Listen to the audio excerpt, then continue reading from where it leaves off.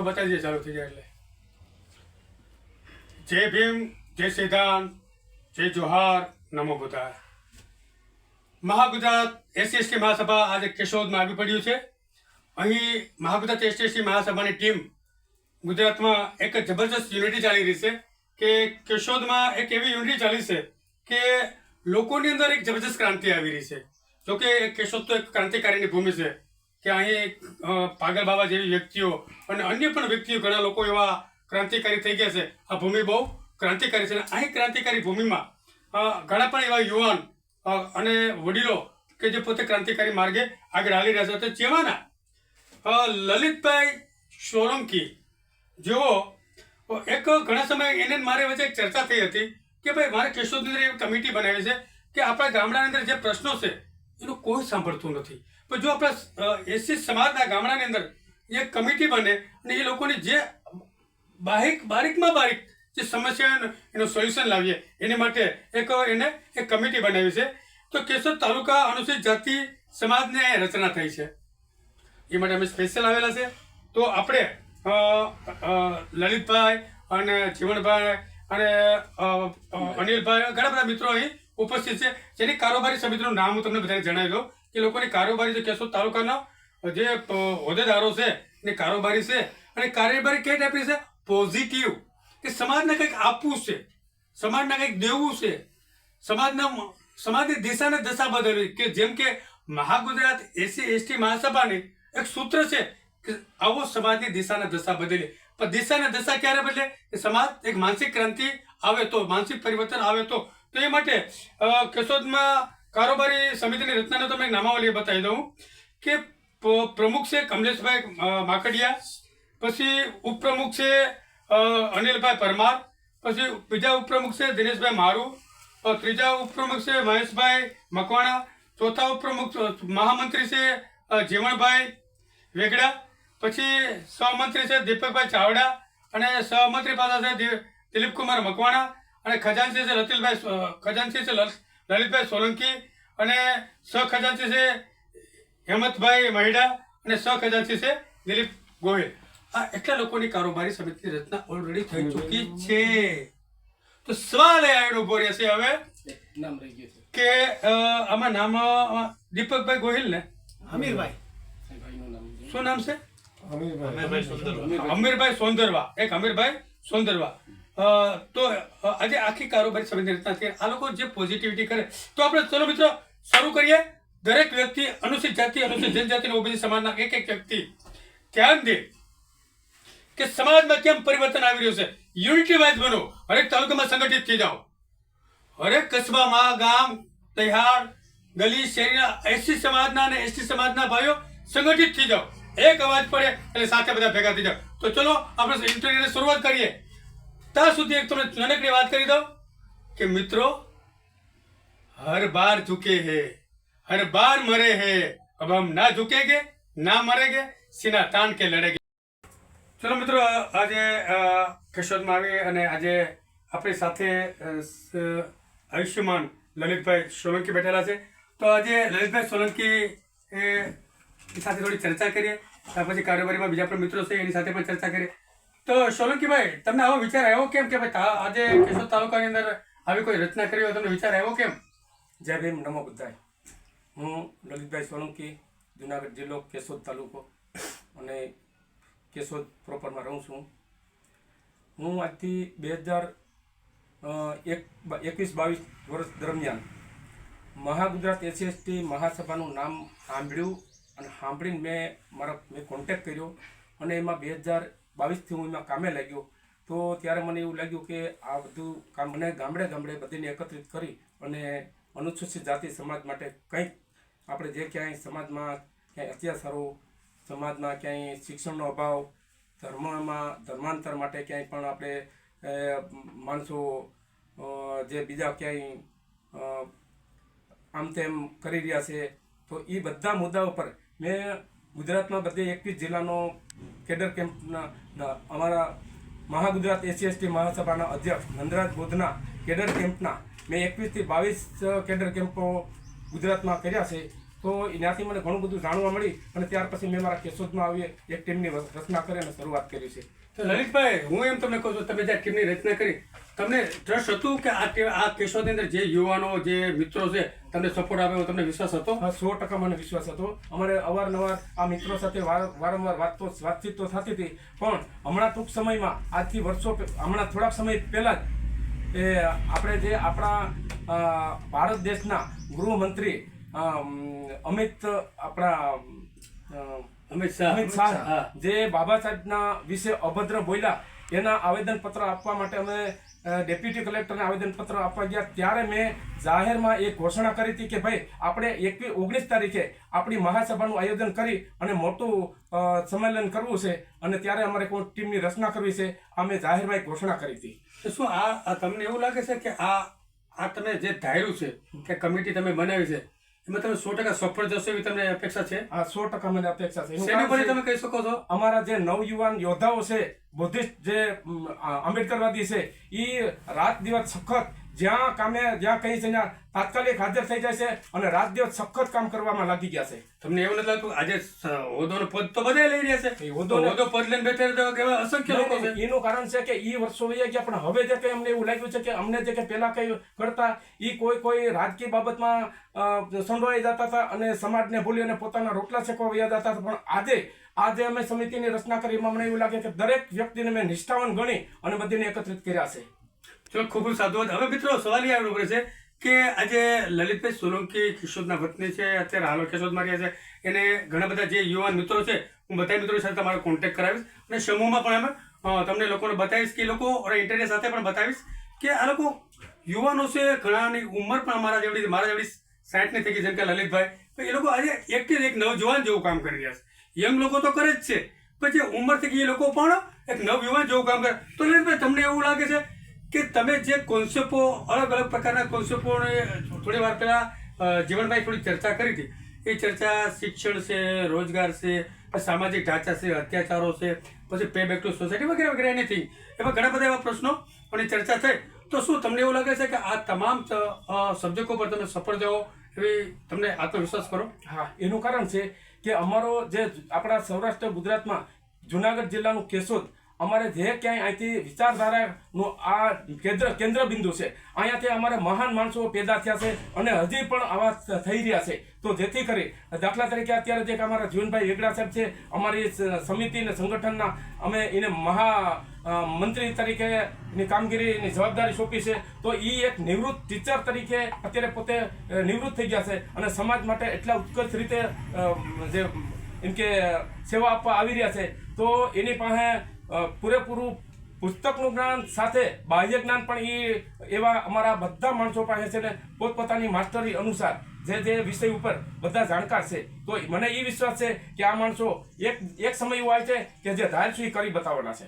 શું સાહેબ, તમને એવું લાગે કે આમાં જે કોઈ કર્મચારી છે ખરેખર ઈમાનદારીથી કામ કરશે તમારે? જી હા. તમે ઈમાનદારીથી કામ કરશો ને હું ગેરંટી? અમે જો એનું કારણ છે કે આપણા તમે ઈમાનદાર છો ને હું ગેરંટી કે તમે એની સાથે ઈમાનદારીથી કામ કરશો એની ગેરંટી હું?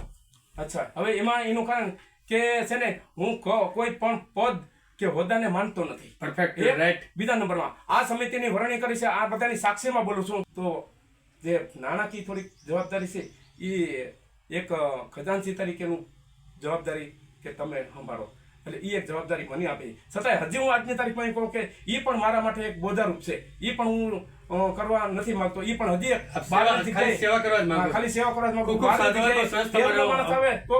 સારી બાબત છે તમારી. અચ્છા, હવે આપણે આગળ જઈએ કે લલિતભાઈ પોતે આજે એક્ટિવિટી કરી, લોકોને જોડ્યા અને પોતે કે ભાઈ હું એક સેવક, એક સૈનિક બનીને કામ કરું છું, અને તોય તેમ છતાં એ કારોબારી સમિતિએ લલિતભાઈને એક મોટી જવાબદારી સોંપી છે, નાણાકીય પૈસાની. પૈસો ઇમ્પોર્ટન્ટ ચીજ છે, બરાબર? કે એની પર એટલો ટ્રસ્ટ કર્યો લલિતભાઈ કે લલિતભાઈ 5માંથી અડધો નહીં થવા દે, 5 પૂરા જ રહેશે, બરાબર? તો લોકોએ ટ્રસ્ટ કર્યું. ખૂબ ખૂબ સાધુવાદ લલિતભાઈ. હવે આપણે જોઈએ આગળના વક્તાને. મિત્રો, આજે આપણે થોડી વાર પહેલા લલિતભાઈ સાથેની મુલાકાત કરી. સાહેબ, આપનો પૂરો પરિચય આપો ને. હું જીવનભાઈ વેગડા, નિવૃત્ત શિક્ષક. અત્યારે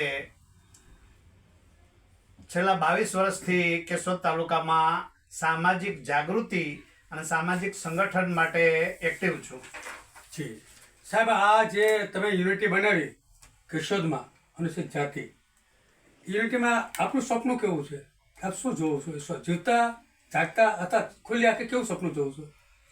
હું ખુલ્લે આંખે એવું સપનું જોઉં છું કે આજથી લગભગ આંબેડકરની જે મુવમેન્ટ ચલાવી હતી અને એના ઉત્સાહ અને સખત મહેનતને કારણે ગામડે ગામડે જઈ એક એક રૂપિયો લઈ અને તાલુકા લેવલે જે સિદ્ધાર્થ વિદ્યાર્થી ભવનનું નિર્માણ કર્યું, એમાં હજારો નોકરિયાતો નિર્માણ થયા.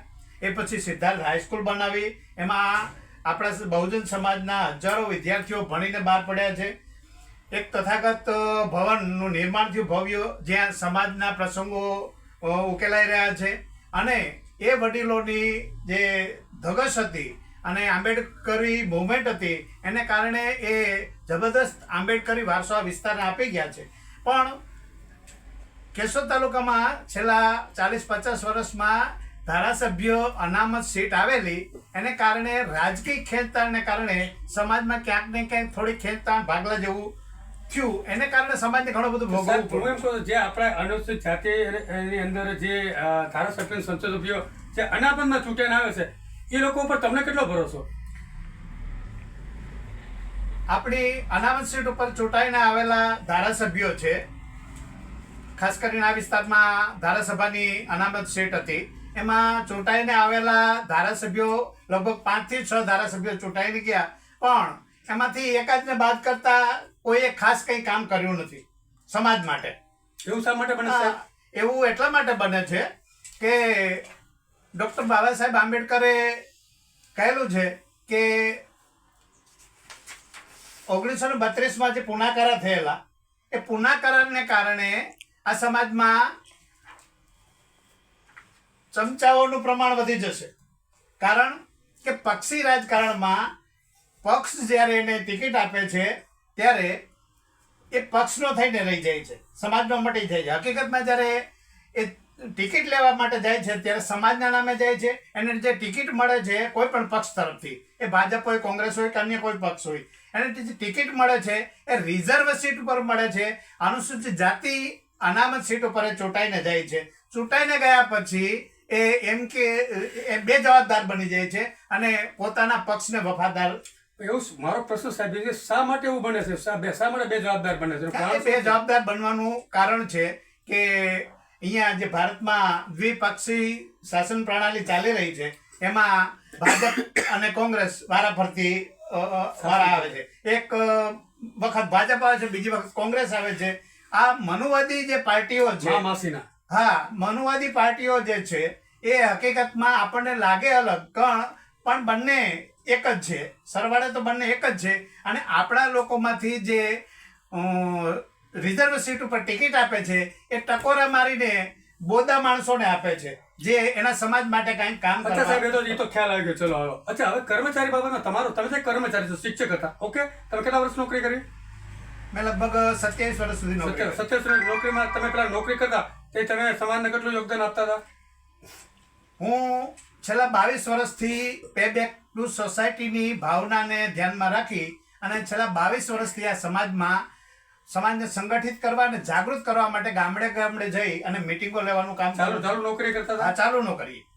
તો સાહેબ એવું કેવું બને છે કે જે કર્મચારીઓ છે, આજે મારે ગાંધીનગરનો, અમદાવાદનો, અલગ અલગ જિલ્લાનો અનુભવ છે.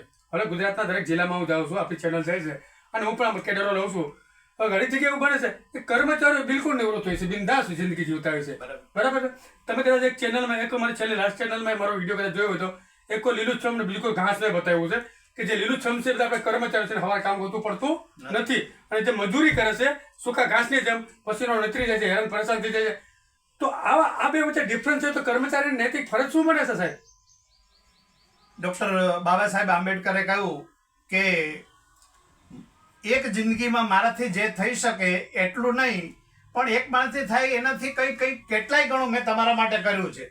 એટલે તમને જે રિઝર્વેશન દ્વારા તક મળે છે, એ તક મળ્યા પછી તમારે પે બેક ટુ સોસાયટી કરવાની, મતલબ તમારી કમાણીનો 20મો હિસ્સો એટલે કે 5% તમારા સમાજ માટે વાપરવાનો છે. આ જે વસ્તુ છે એ સમાજના નોકરિયાત વર્ગ ભૂલી ગયો છે. અને એટલે જ ગામડામાં જે ઊંડાણમાં રહેલો આપણો ભાઈ છે એ આજે પણ તો અધોગતિમાં સાહેબ છે. એવું નથી આવતું તમને કે આ જે આપણો જે કર્મચારી વર્ગ રહ્યો આપણો એ કર્મચારી વર્ગનો કે ઊંડાણમાં તમે કહો કે મનોવાદ કામ કરતો એવું નથી લાગતું તમને? 100% ધનુવાદ તો ડગલે ને પગલે કામ કરે જ છે. કારણ કે જે ધન કમાય અને જે સમાજના હિતમાં કન્વર્ટ કરવાનું છે એને બદલે એ ધન કઈ બાજુ સાહેબ કન્વર્ટ થઈ રહ્યું છે? એ મનોવાદને પોષક બની રહ્યું છે. તો મંદિરમાં પૈસા આપવા જોઈએ, ન જ આપવા જોઈએ. યજ્ઞ હવન પૂજા પાઠમાં પૈસા દેવા જોઈએ. ક્યાંય એક ટકો પણ ના બરબાદ કરવા પૈસા જોઈએ. ક્યાં દેવા જોઈએ સાહેબ? પૈસા સમાજના ઉત્કર્ષ માટે વાપરવા જોઈએ. ઉત્કર્ષ કેવા પ્રકારનું? સામાજિક, રાજકીય, ધાર્મિક, સાંસ્કૃતિક અનેક પ્રકારે સમાજમાં જરૂરિયાત છે એ પ્રમાણે રાજકીય તો આપણા અંદર બાંધી રહ્યા છે. એ રાજકીય જે મેં વાત કરી છે પક્ષી રાજકારણની એની વાત નથી, પણ આ સમાજને જે સમસ્યાઓ છે દૂર કરવા માટે ક્યાંક ને ક્યાંક રાજકીય નેતાઓની પણ જરૂર પડે. નેતા તમે હમણાં પેલા કઈ કામ તો લાગતા નથી. તો એ તો આપણા જે નેતાઓ છે એ નથી લાગતા. તો ઓલા વગેરે ક્યાંથી કામ લાગે? હા, એ લોકોને આપણે અહેસાસ કરવા, આપણે બાબા સાહેબે 1 વોટ 1 વેલ્યુ કહ્યું છે અને આપણને મતનો અધિકાર આપ્યો છે. તો આ જે મતનો અધિકાર છે એ તમારો પાવર છે, સમાજનો પાવર છે. પણ આ સમાજના પાવરને લઈને રાજકીય નેતાઓ પાસે જશો ને તમે તો એને તમારું કામ કરવું જ पर પડશે. साहब बाबा साहब कह गुलामों को गुलामी का एहसास कर रहा दो, अपने आप विद्रोह कर उठेगा અને एहसास જ નથી તો શું કરશે? અહેસાસ કરવાની જવાબદારી સમાજના ભણેલ ગણેલ લોકોની છે. વેરી રાઈટ, પરફેક્ટ છે. ભણેલ ગણેલ કે શિક્ષિત લોકોની? હા, ભણેલ ગણેલ મતલબ હા શિક્ષિત લોકો. શિક્ષિત ભણેલ ગણેલ ને શિક્ષિત ખાસ લોકોની. કરીને બાબા શિક્ષિત લોકોની સાહેબે જરૂર છે. હા, તો આજે આપણે બહુ સરસ મજાની વાત કરી છે કે આમાં સમાજ કોઈ ને કોઈ જગ્યાએ સમાજના શિક્ષિત વર્ગ અને જે ધારાસભ્ય છે, જે ચૂંટાયેલા અનામતમાં એ આપણા ધારાસભ્ય સભ્યો એ પણ આના જવાબદાર છે. તો ખૂબ ખૂબ સાધુવાદ.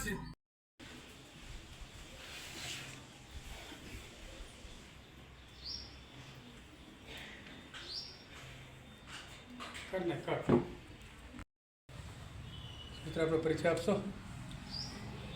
પહેલાં તો નંદરાજભાઈ તમારો ખૂબ ખૂબ આભાર અમારી ટીમને પ્રોત્સાહન માટે અને અમારી મુલાકાત લેવા બદલ. મારું નામ છે અનિલભાઈ પરમાર, કેશોદ, અનુસૂચિત જાતિ કેશોદ તાલુકા સમિતિ મેમ્બર. પહેલાં આપ શું કરવા ઈચ્છો છો? ક્યાંક ને ક્યાંક નંદરાજભાઈ ટીમની રચનાનો વિચાર એટલે સામાજિક લેવલની વાત આવે, ક્યાંક ને ક્યાંક સામાજિક લેવલની આવે, રાજકીય લેવલની આવે, આમાં અસંખ્ય પેટા મુદ્દા આવે છે. કે ક્યારેક લલિતભાઈ કીધું એ પ્રમાણે કે ક્યારેક સમાજની એકતાની જરૂર પડે છે, સામાજિક હોય કે રાજકીય હોય. પણ ક્યાંક ને ક્યાંક રાજકીયમાં તમે નંદરાજભાઈ જોઈએ ને તો ક્યાંક ને ક્યાંક એવો અહેસાસ થાય છે કે આપણો સમાજ ક્યાંક ને ક્યાંક કચડાય છે. એટલે સમાજની એકતા માટે, સમાજની લાગણી માટે અમે જે ટીમની રચના કરી છે ને સાહેબ, એ ક્યાંક ને ક્યાંક અમારો સમાજ ક્યાંક ને ક્યાંક ના કચડાય તે માટેનું આયોજન કર્યું. દાખલા તરીકે અમે અમિત શાહ, કેન્દ્રીય મંત્રી વાજપેયી, જે વ્યક્તિ કહીએ એને, જે સભામાં બોલ્યા, જાહેર બોલ્યા, તો ક્યાંક ને ક્યાંક આપણો સમાજ એકતા નથી તે માટેની ટીમની રચના કરી અને ક્યાંક ને ક્યાંક સંબોધીએ કે માણસો દ્વારા સંખ્યાની જરૂર તો પડે. સાહેબ તમને શું લાગે? સાહેબ એક મિનિટ તમને શું લાગે? ભાજપ, હા. કોંગ્રેસ કે આમ આદમી પાર્ટી હા, આ ત્રણે માનવવાદી, ત્રણે હગા ભાઈ છે. તમે કેના પક્ષમાં તમે કદાચ ચૂંટણી અહીંયા થાય અને કોંગ્રેસ, ભાજપ ને આમ આદમી પાર્ટી ત્રણે ઊભી હોય, એક કોઈ બીએસપી ઊભી હોય કે ચંદ્રશેખર આઝાદની હોય કે વામન મેશ્રાપ હોય, તમે વોટ કરીને દેવો, તમારી યુનિટી કમિટી કોની તરફેણ કરશે? પહેલાં તો અમે આજે આપણે એસી સમાજમાંથી આવીએ છીએ. ક્યાંક ને ક્યાંક આજે હું પણ એક પાર્ટી સાથે જોડાયેલો વ્યક્તિ છું. સમાજની વાત આવે કે સમાજને મત દેવાની વાત આવે કે સમાજને સાથ દેવાની વાત આવે, એક સત્ય માણસને સપોર્ટ દે તો ક્યાંક ને ક્યાંક વ્યક્તિ પસંદ કરો, પાર્ટી નહીં. વ્યક્તિ પસંદ કરી, પાર્ટી નહીં. તાલુકા અને લેવલ પાર્ટી પણ હું પસંદ એવું કરી કે ક્યાંક ને ક્યાંક સમાજ રૂપે એક દોર આપણે કહીએ કે આપણે ચૂંટણી જી પછીની વાત છે. બાબા તમે વાત કરી છે ને પાર્ટી મનુવાદી આ તે બરાબર છે, તો બાબા સાહેબ પણ ક્યાંક ને ક્યાંક કહી ગયા છે કે તમારે ક્યાંક ને ક્યાંક રાજકીયના લેવલ પ્રમાણે આવવું પડે. શા માટે? તો કે અયોગ્ય વ્યક્તિ રાજ ના કરી જાય ત્યાં માટે આપણે પાર્ટી તરફ આવવું પડે અને એને સાબિત કરી દેવું પડે કે અમે તો સાહેબ યોગ્ય વ્યક્તિ ગોતવો કેમ? યોગ્ય વ્યક્તિ ગોતવા માટે ક્યાંક નથી, યોગ્ય નથી ક્યાં નથી? તો આપણે કોશિશ કરીએ. હવે જો, કોશિશ તમને કરીએ. આજે ભાજપની વાત કરીએ તો ક્યાંક ને ક્યાંક આજ ભાજપની વાત કરીએ, એ પાર્ટીને યોગ્ય વ્યક્તિ તરીકે આ પબ્લિકે ચૂની છે વિશ્વાસમાં લઈને, આજે હું તમને તો ગદ્દારી આજે આ ગદ્દારી કરી છે, બરાબર. આજે આ ટીમ છે, આ ટીમની રચના કરી છે. અમે ક્યાંક ને ક્યાંક મોટી મોટી વાતો કરી અને ક્યાંક સામાજિક લેવલે કામ કરવાને બદલે સામાજિક વહીવટો કરવા માંડી, આ વસ્તુ કરવા માંડી, તો ક્યાંક ને ક્યાંક અમને પણ સમાજ ફેંકી દેશે. 100%ની વાત છે, રાજકીયની વાત આવી. તો આજે આ ભાજપને ભાજપ કોંગ્રેસ પણ 70 વર્ષ રાજ કર્યું છે. કોંગ્રેસે 70 વર્ષ રાજ કર્યું છે. કોંગ્રેસને પ્રોટોકોલ આપ્યો છે ને, તો આ ભાજપને પ્રોટોકોલ આપ્યો છે. એટલે આપણે કોઈ મનુવાદી કે આ વસ્તુ આપણે કહીએ કે આપણે કોઈ મનુવાદી ના કહી શકીએ. એ વ્યક્તિનો નિર્ણય છે અને વ્યક્તિના નિર્ણય હોવા છતાં પણ આ સરકાર તમને સાહેબ ખબર છે આ સરકાર મનુવાદી માને છે. ભાજપ કોંગ્રેસ ગઠબંધન થઈ ગયું, અહીંયા બાધે છે એ ગઠબંધન થઈ ગયું. તો મનોવાદીનો કે આમ આદમી પાર્ટીના કેજરીવાલે અને મતનો જબરજસ્ત વિરોધ કર્યો છે, એ તો તમને ખબર હોવી જોઈએ. સાહેબ એરિયા વાઇઝ ચાલી જાય ને. એરિયાવાદ નહીં, આજે પ્રતિનિધિ છે યાર, એરિયા વાઇઝ પાર્ટીનો પ્રતિનિધિ છે, લીડર છે, એને કાયદેસર આરક્ષણનો વિરોધ કર્યો છે. અને અત્યારે રાહુલ ગાંધી જે વાત કરી રહ્યા છે, બધાને હાથમાં લઈને, એ તો ડોમ કરી રહ્યા છે. ડિક્લેર થઈ ચૂક્યું, એ તો ડોમ કરે છે. અને આ તો ડિક્લેર થઈ ગયું કે ભાઈ ભાજપ તો કાયદેસર આરએસએસ છે, એ તો ડિક્લેર થઈ ચૂક્યું. પણ જે મહોરો પહેરે છે એનું શું? સાહેબ મારો પ્રશ્ન આ છે કે સાંભળો તમે, તો આપણે જે કેશોદની અંદર જે આપણે જે રચના કરી અનુસૂચિત જાતિ, પછી સમાજના હિતની વાત આવે, મત દેવાની આ વ્યક્તિ, જેમ કે આ ભાઈ કમલેશભાઈ ચૂંટાઈને આવશે તો સમાજનું હિત થાય. તો કમલેશભાઈ કોઈ પણ પાર્ટીમાં હોય, તમે કમલેશભાઈને ટેકો દો કે પાર્ટીને ટેકો દો? મારો પ્રશ્ન આ છે સાહેબ. યાર રેટ કોકો સાથે. અચ્છા, બીજો પ્રશ્ન છે હવે કે ભાઈ આજે તમે જે આ રચના કરી, એ રચના દ્વારા દબાયેલા કેટલા સ્ત્રી પુરુષો આપણા સમાજના લોકોને કઈ રીતે મદદરૂપ થશો તમે? શોર્ટકટ રીતે વાત કરીએ તો ટીમ વર્ક રૂપે અમે એક તાલુકા વાઇઝ, આ તાલુકાનું સંમેલન છે એટલે તાલુકા વાઇઝ લીધું અમે છે. તો પહેલાં તો સંખ્યાબળની જરૂર પડશે. સંખ્યાબળમાં અમે લલિતભાઈ કીધું એ પ્રમાણે ગામડે ગામડે જઈને સભ્યની તૈયારી કરવી. પછી જીવણભાઈએ કીધું એને અમે સંવિધાનની ડીટની તૈયારી કરી છે કે આમાંથી ક્યાં ક્યાં મુદ્દા લેવા અને કઈ શોર્ટકટ રીતે આપણે કઈ રીતે એને મદદ કરી શકીએ, રાજકીય, સામાજિક કે કોઈ પણ મુદ્દા હોય. દાખલા તરીકે અત્યારે કેશોદ તાલુકામાં વધારે મોટી સમસ્યા કઈ છે? જો હું બોલું છું એમાં તમે પસંદ કરજો. એક શૈક્ષણિક મુદ્દો છે, બીજો રોજગારનો મુદ્દો છે, બીજો અત્યાચારનો મુદ્દો છે, અત્યાચારનો, પછી અસ્પૃશ્યતાનો મુદ્દો છે. તદુપરાંત આપણી બેન દીકરી સાથે છેડતી થવી અથવા આપણા યુવાનો સાથે મારઝોડ કરી, આવા જેવા છે. બીજું રોજગારનો, એટલે કન્સ્ટ્રક્શનના કામમાં આપણા ઘણા લોકો, આપણા કોન્ટ્રાક્ટરો કડિયા કામ કરતા આ કરે, પછી ખેત કલ્યાણમાં કામ ઘણી વાર રોજ નથી મળતું, અથવા એની સાથે દબંગાઈ કરે છે એ લોકો, બરાબર? તો એ બાબતમાં તમે શું કહેવા? અત્યારે કેશોદમાં કેવા મુદ્દા જ્વાળામુખી જેમ સળગી રહ્યા છે અત્યારે હાલમાં? જોઈએ તો ક્યાંક ને ક્યાંક અત્યાચાર તો છે ને, અત્યાચાર એ વધારે હું તો આ સમાજમાં કે આ રાજકારણમાં કે દેશ કેશોદ ઓનલી ફોર કેશોદ પણ વાત કરીને તમને સમાજ કેશોદની જ વાત કરું છું, બરાબર? તો ક્યાંક ને ક્યાંક અત્યાચાર રૂપી તો અત્યારે વધારેમાં વધારે કે આપણો સમાજ ક્યાંક ને ક્યાંક કચડાય છે ને. કોઈ શાબ્દિક ભાષામાં કચડાય છે, ક્યાંક કોઈ ઝઘડામાં કચડાય છે. એટલે અસ્પૃશ્યતા જેવો થાય છે હાલમાં છે હજી છે અસ્પૃશ્યતા છે. તો એનો અર્થ એવો થયો છે કે આમ આદમી પાર્ટી, કોંગ્રેસ કે ભાજપ અથવા અન્ય સંગઠનો એમ કહેતા હોય કે અસ્પૃશ્યતા નથી, તેનો અર્થ એ ખોટા છે. આપણી સાથે ડોંગ થઈ રહ્યો છે, એસસી એસટી સાથે રહેતા મહિલા સાથે ડોંગ થયો. બસો થેન્ક યુ વેરી મચ, ખૂબ સાધુવાદ. Thank you. આપણો પરિચય આપશો? હું દિનેશ મારું ગામ કેશોદ તાલુકાનું સિકરી ગામ છે અને હું અત્યારે જે નવી ટીમની વરણી થઈ છે કેશોદ સમસ્ત અનુસૂચિત જાતિ સમાજ, એમનો ઉપપ્રમુખ છું. તમારી ફરજ ને સત્તા હું ઉપપ્રમુખ છો, તમારી સત્તાને ફરજનો તમને ખ્યાલ છે કે તમારી સત્તાને ફરજ હું છે? સત્તા તો બસ હું સામાજિક કાર્ય કરું. ટીમમાં તમારી સત્તા શું છે, તમારી ફરજ શું છે, ટીમ પ્રત્યે તમારી જવાબદારી શું છે? ટીમ પ્રત્યેની જવાબદારી મારી ઉપપ્રમુખની. કઈ રીતે તમે નિભાવશો? હું મારાથી બનશે એટલી હું કોશિશ કરીશ લોકોને પ્રશ્નોના નિરાકરણ લઈ આવવા માટે, અને જે કંઈ પ્રશ્નો હશે એનું અમે બને ત્યાં સુધી પ્રયત્નો એવા કરશું કે એનું નિરાકરણ થાય. અચ્છા, હવે સાહેબ નામ ભૂલી ગયા તમારું, દિનેશભાઈ ને? દિનેશભાઈ, હવે હું એમ કહું છું, હવે કેશોદની અંદર કોઈ છોકરાને સાથે મારઝૂડ થઈ, બરાબર? એક્ઝામ્પલ સમજી લીધો મારું. કોઈ ગામડામાં કોઈ છોકરાએ મારઝૂડ થઈ, તમારા ટીમ વર્કના તમામ મેમ્બરો પોતપોતાના કામમાં હતા, તમને ફોન આવ્યો તો તમે શું કરશો?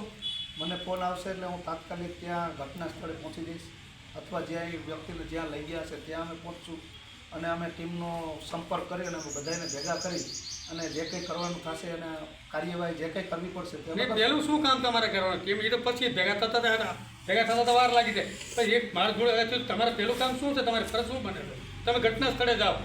ઘટના સ્થળ પછી ઘટના સ્થળ પછી જ્યાં તે વ્યક્તિ હોય, પ્રથમ તો તેમની મુલાકાત કરીએ, એમને જાણીએ કેવી ક્યાં શું હિસાબે તમારી ઉપર આવી રીતના બનાવ બન્યો છે. બરાબર. ત્યાર પછી અમારે પોલીસ સ્ટેશનની જરૂર પડશે તો પોલીસ સ્ટેશને અમે જશું. ત્યાર પછી અમારે બધાને ભેગા કરવા પડશે તો અમે બધાને ભેગા કરશું. તો તમને શું લાગે છે કે તમે આમાં પિકઅપ પકડશો બધા? આ ચોક્કસ તમને વિશ્વાસ છે? વિશ્વાસ છે, પૂરો ભરોસો છે અમારી ટીમ ઉપર કે જે વ્યક્તિને આની સમાજ પ્રત્યેની જેને ખેવના હતી ને, એવું તો નહીં થાય ને કે કૂતરું ગામડણું, શિયાળિયું સીમડણું એવું નહીં ના, થાય ને? નહીં થાય, કારણ આવું થાય છે આપણા સમાજમાં. નહીં થાય. ને થાય છે. નિષ્ઠાવાન જેને કારણે આજે માર ખાય છે ને, એનું કારણ જ આ છે. હજી માર ખાય છે આપણે, એનું કારણ જ આ છે.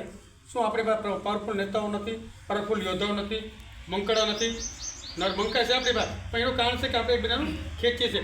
તો હું એવી અપેક્ષા રાખું છું કે તમારી આ કેશોદની ટીમ, નુસી જાતિ જે ટીમ રહી એ જબરજસ્ત કામ કરે. તો પહેલી પ્રાયોરિટી તમે કોને આપો છો? કે આ બાબતની પહેલી પ્રાયોરિટી તમે આપી. સબ્જેક્ટ દ્વારા સમાજના હિતમાં પહેલી પ્રાયોરિટી તમે કોને આપો છો? સમાજના હિતમાં અમે પહેલી પ્રાયોરિટી શિક્ષણને આપશું. રાઈટ. હરેક વ્યક્તિને આ નોટ નોંધ લીધા જેવી છે. હરેક વ્યક્તિ શિક્ષણને પહેલાં પ્રોત્સાહન આપવાનું છે.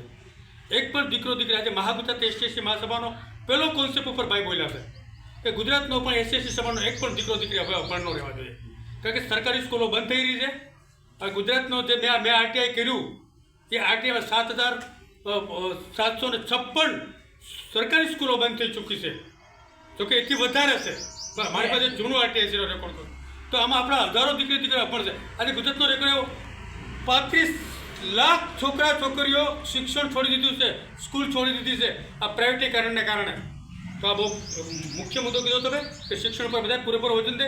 જરૂર પડે આપણે સ્કૂલો ખોલો, ભીમશાળાઓ ખોલો, નાના વર્કશોપ ઊભા કરો કે જેમાં આપણા નાના બાળકો ભણી શકે અને આપણી સભ્યતા, સંસ્કૃતિ, આપણી બૌદ્ધ કલ્ચર અને આપણા મહાપુરુષોની વિચારધારા ફેલાય. તો ખૂબ ખૂબ સાધુવાદ. આપણે સરસ જવાબ આપ્યો.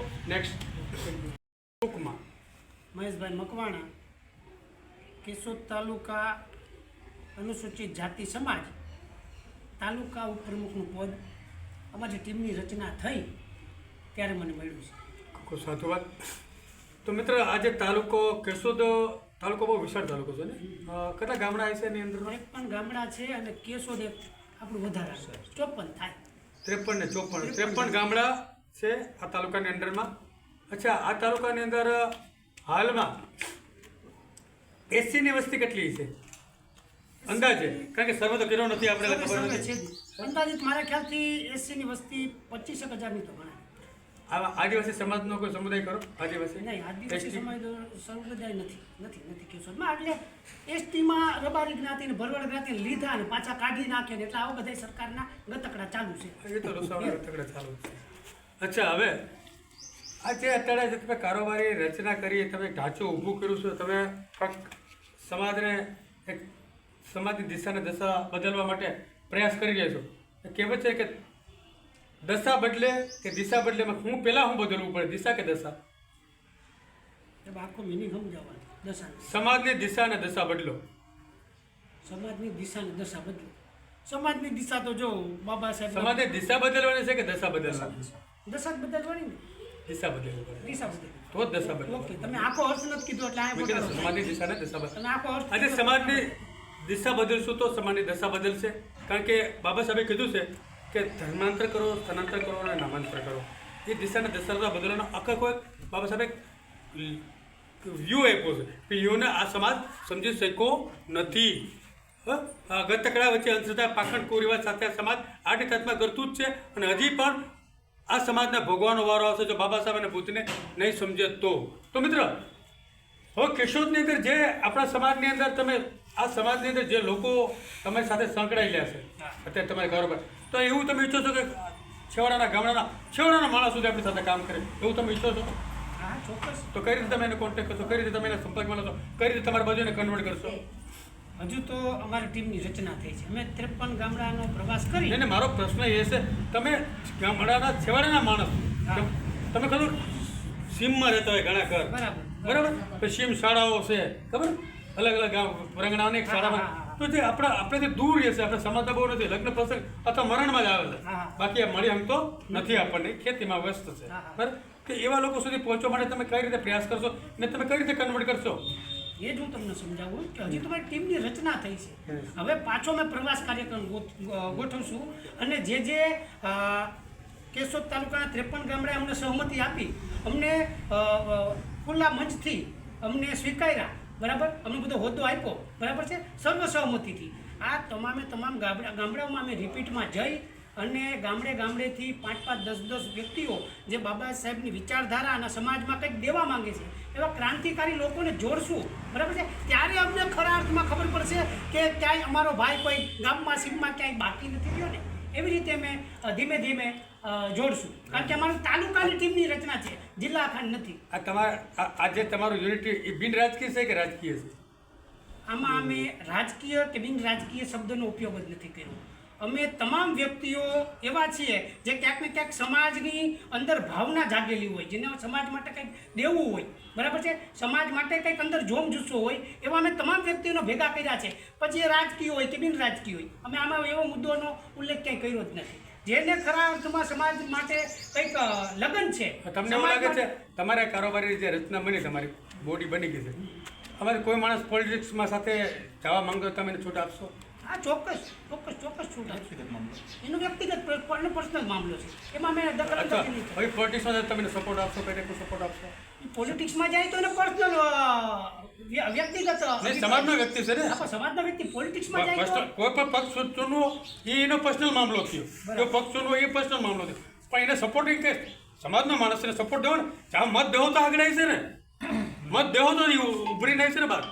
ભાઈ એનો પર્સનલ મામલો એ જાણે તો આપણે બેઠા રહે. આખો પ્રશ્ન કરો, નરેન્દ્રભાઈ, આખો પ્રશ્ન કરો. સત્ય માટે અમે સપોર્ટ આપશું. આખો પ્રશ્ન કરો તો શોર્ટ પ્રશ્ન તમારા સમજાય. અચ્છા, હવે આગળ વધીએ કે સમાજનો કોઈ વ્યક્તિ પોલિટિક્સમાં જવા માંગતો હોય અને સમાજના હિતમાં કામ કરતો હોય તો એને આપણે સપોર્ટ આપવો આપણે સત્ય હશે તો. અમારી ટીમ સર્વસહમતિથી હાલે છે નંદરાજભાઈ, અને સર્વસહમતિ અમારી ટીમની થાય એ પ્રમાણે જ અમે નિર્ણય. અચ્છા, આમાં મહિલાનું યોગદાન સાહેબ, આમાં મહિલાનું યોગદાન રહે? મહિલાનું યોગદાન, સ્ત્રીઓનું યોગદાન શું રહે? એટલે કઈ રીતના આખો પ્રશ્ન કરો. સામાજિક બેઝ ઉપર મહિલાનું યોગદાન રહે મહિલાનું યોગદાન તમારી ટીમમાં? અમારી ટીમમાં અમે હજી મહિલાના યોગદાન માટે કોઈ ટીમ રચના મહિલાની આમાં સમાવેશ કર્યો નથી. પણ અમે નેક્સ્ટ ટાઈમે જ્યારે બુદ્ધ સમિતિ છે, બરાબર છે, અમારા કેશોદમાં જાગૃત છે, જેણે 25 ડિસેમ્બરે આજથી 1.5-2 વર્ષ પહેલાં લગભગ 200ની આસપાસ લોકોનું હિન્દુ ધર્મમાંથી બૌદ્ધ ધર્મ પરિવર્તન કરાયું હતું. અને હજુ પણ ક્યાંક ને ક્યાંક સ્ત્રીઓના હિસાબે, બરાબર છે, અંધશ્રદ્ધા ગામડાઓ બાજુ ઘણી છે. તો સાથે રાખી અમે એની ચળવળમાં એનો ભાગીદાર બનશું. મારો મુદ્દો એ છે કોણ શું કરીને યારે કઈ લેવા દેવા આપણને. મારો મુદ્દો એ છે તમારી સમિતિ મહિલા ઉપર અથવા મહિલા દ્વારા સમાજ હિતમાં તમારી સમિતિ શું કામ કરવા માંગે છે, મારો મુદ્દો કોઈ અમે હજી એના બાબતે કોઈ ચર્ચા વિચારણા કોઈ નિર્ણય નથી કર્યો. કોઈ ચર્ચા વિચારણા કોઈ નિર્ણય નથી કર્યો. મહિલાઓ માટે અમે સમાજનો મહત્વનો વિષય સ્ત્રી છે. કારણ કે હજી ટૂંક સમયમાં જ અમારી ટીમની રચના થઈ છે સમાજ માટેની. તો એના વિશે કોઈ ચલો આપણે આગળ વધીએ. ચલો હજી તમે એ કોન્સેપ્ટ તૈયાર કરો છો મહિલા માટેનો, તમારો પુરુષોની કારોબારી થઈ છે. અચ્છા, હવે તમે સ્ત્રીઓ અને પુરુષોનો સમાન અધિકાર દેવા માંગો કે પુરુષ પ્રધાનમાં માનો છો?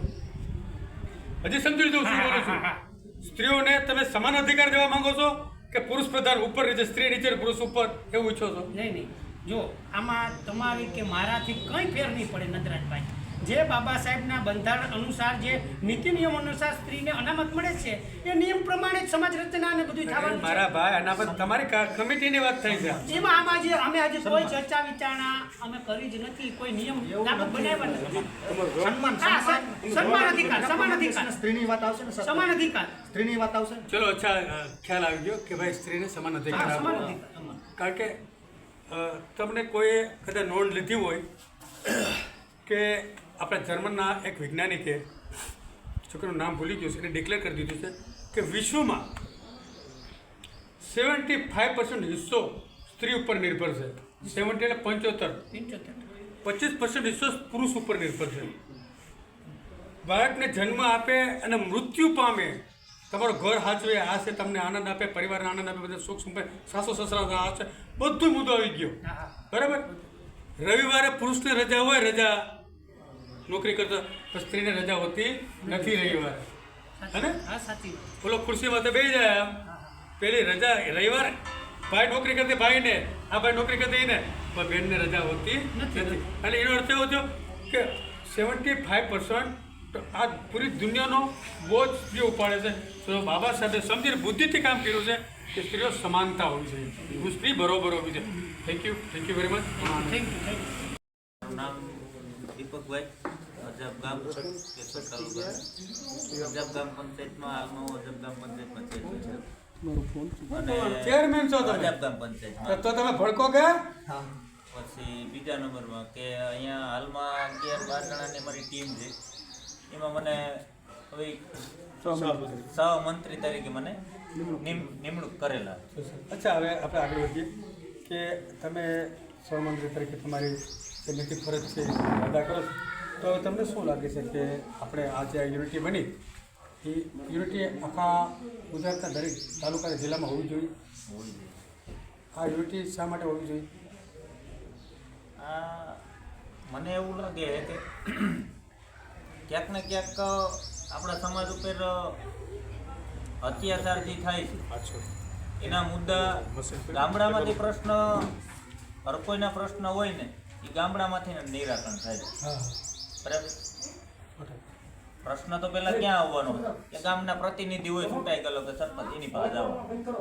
તો ત્યાં આપણો કોઈ વ્યક્તિ પ્રતિનિધિ ચૂંટાઈ ગયેલો હોય, એક વ્યક્તિ કે દાખલા તરીકે ભાઈ હું સાહેબને માનું છું, આડી તમે કેમ મત દેવાનો મહેશભાઈ કીધું કે ભાઈ મત કેને દેવો, તો 12 જણામાંથી મને એવું લાગે કે ભાઈ મને સાહેબ યોગ્ય લાગે છે. એ પાર્ટીને હું નથી જોતો, સમાજ માટે કામ કરે કે નથી કરતો, એવું હું ઈચ્છું છું.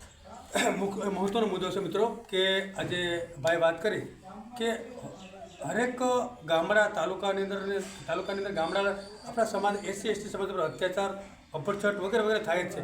તો એક એવું પણ માનવું છે કે હરેક તાલુકાની એક યુનિટી બને. સમજો, હરેક મિત્રોને કહું છું, ગુજરાત અને ભારતના તમામ ગામડાવાળાને, વિસ્તારો, જિલ્લા, તાલુકાને કહું છું કે હરેક તાલુકાની અંદર એક તાલુકા વાઇઝ મીટિંગ બને, કમિટી બને, એ લોકો કરી રહી છે કે એ રીતે યુનિટી બને. એ યુનિટીમાં કે આપણા નિરાકરણ થાય હરેક તાલુકામાં કે ભાઈ આવું ન થવું જોઈએ, ઝઘડો ન થાય, આવું ન થવું, ઝઘડા અત્યાચાર, તો તાલુકાના તમામ લોકો આવી એનું નિરાકરણ કરે. જે અત્યાચાર અન્યાય થઈને અમે એક્શન લે, તો હરેક તાલુકાના દરેક લોકો સંગઠિત થવા જોઈએ. આ બહુ ઇમ્પોર્ટન્ટ મુદ્દો છે. Thank you very much. મિત્ર, આપણું નામ, પૂરું નામ જણાવો. અમીરભાઈ દેવાભાઈ સુંદરવા, કેશોદ તાલુકાનું પાણખણ ગામ છે. કેશોદ તાલુકાનું પાણખણ ગામ છે. પાણખણ ગામ છે. પાણખણ ગામની કોઈ ઘટના મેં ભાઈ સાંભળેલી છે. આ કઈ ઘટના શું છે? પાણખણ ગામની ઘટનામાં તો તમને યાદ આપું છું કે 27મી નવેમ્બર 99માં જે દલિત સમાજ ઉપર અત્યાચાર થયો. બિંદાસ બોલો, બે ચિચક બોલો, કોઈના બાપથી ડેરા વગર બોલો, મોટા અવાજે બોલો. જે સમાજે કર્યું નામ એટલે આજે હું તમને કહું કે 27મી નવેમ્બર 99ની અંદર જે દલિત સમાજ ઉપર અત્યાચાર થયો, અમારા ગામના દરબારોએ જે જમીન બાબતમાંથી અત્યાચાર કર્યો, 80 જણાના હાથ પગ ભાંગી નાખ્યા હતા. અને ત્યારે જબરજસ્ત બધાના હાથ પગ ભાંગી અને બાઈઓને ને આદમીને બધાને. અચ્છા, એ લોકો કેટલા હતા? એ 400-500 માણસ હતા.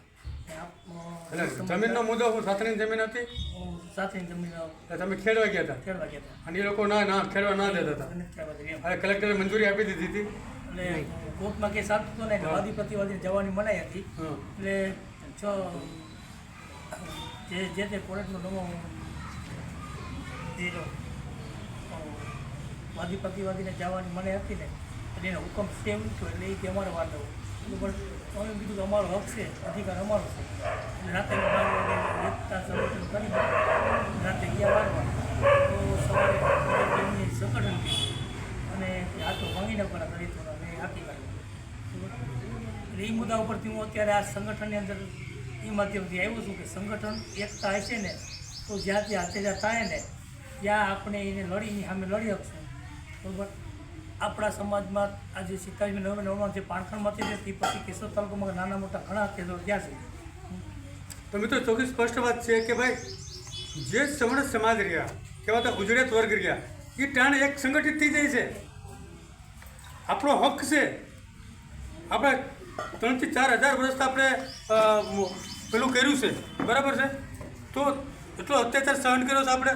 તો આપણે ચોખ્ખી સ્પષ્ટ વાત છે કે ભાઈ આપણો હક અધિકાર છે આપણે મળવો જોઈએ. તો એ લોકો સંગઠિત થઈ આપણે કેમ સંગઠિત નથી થઈ શકતા? એ લોકોએ 80 લોકોના હાથ પગ ભાંગી નાખ્યા. એ પહેલાં 500 જણા હતા. 500 જણા હતા ને એ 500 જણા તો 80 ક્યાં 500 ક્યાં 80? પછી કોરેગાંવ ઊભું તો કરવું પડે બરાબર. કોરેગાંવ ઊભું થાય તો જ હવે મેળ ખાય. એટલો જોર જુલ્મ કેટલો સહન કરો. તો મિત્રો બે બાકીની ઘટના આગળ વધો. મારી ઘટનામાં એવું થયું કે એ પછી બધાને ઘાયલ થઈ ગયા એટલે દવાખાને દાખલ ગયા. હા પછી દવાખાને ગયા એટલે આપણો સમાજ